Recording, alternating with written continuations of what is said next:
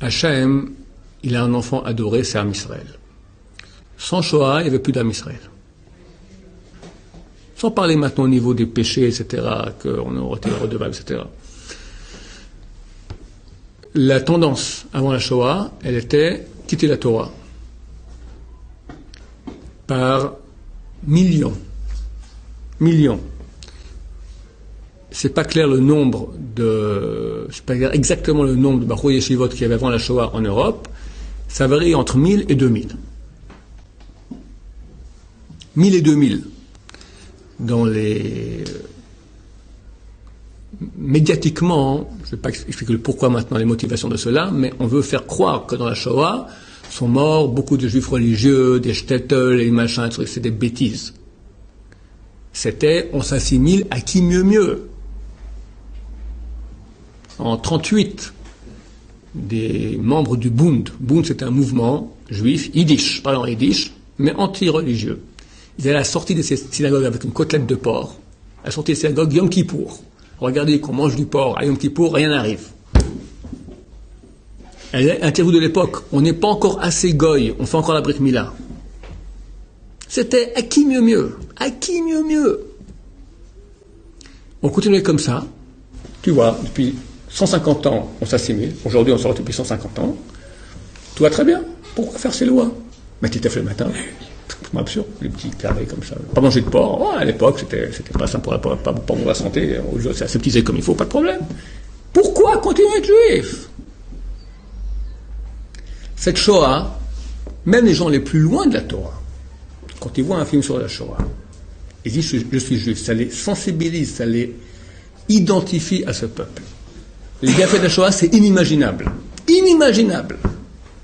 Et attends ce qui nous attend sur ce proche. Quand ça croit on vit aujourd'hui, c'est pas par le mérite de cette souffrance.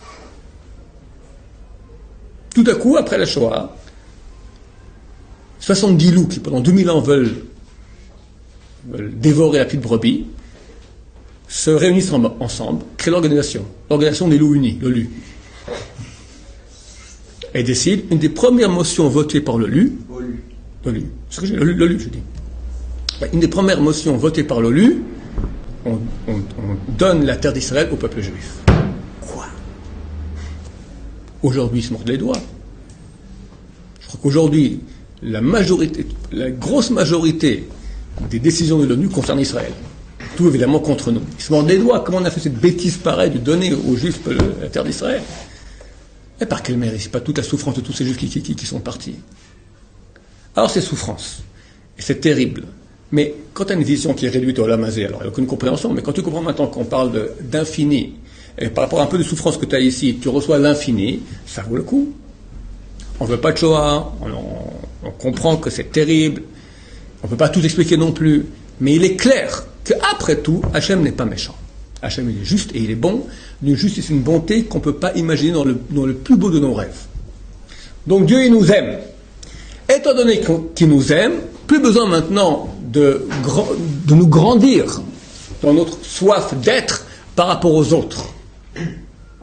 Et quand quelqu'un n'est pas d'accord avec moi, et ça doit me mettre en colère, parce que ça va contre ma volonté, quand on peut voir la source de la colère, c'est quand ça va contre ce que je veux, comprendre que je ne fais rien. Je suis dépendant d'Hachem, et tout dépend de lui. Et il m'aime, et je suis dans ses bras. Tu penses ça, tu te calmes tout de suite. Pourquoi je m'énerve? C'est Hachem qui gère tout, il m'aime. De quoi je me soucie? Quelle heure est-il? Je ne veux pas dépasser le temps. C'est un petit peu le Caïn et Abel, un peu, non? La jalousie, bien sûr, oui, absolument.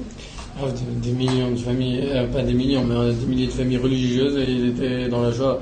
Je ne veux pas dire rien pour voir le Rouf avec sa famille, etc. Il a perdu 7 enfants. Combien de non-religieux? D'accord, ok. Pourquoi d'accord? Combien? Réponds. Combien? En pourcentage? Je connais pas. On ne peut pas imaginer ce que c'était la débandade qu'il y avait.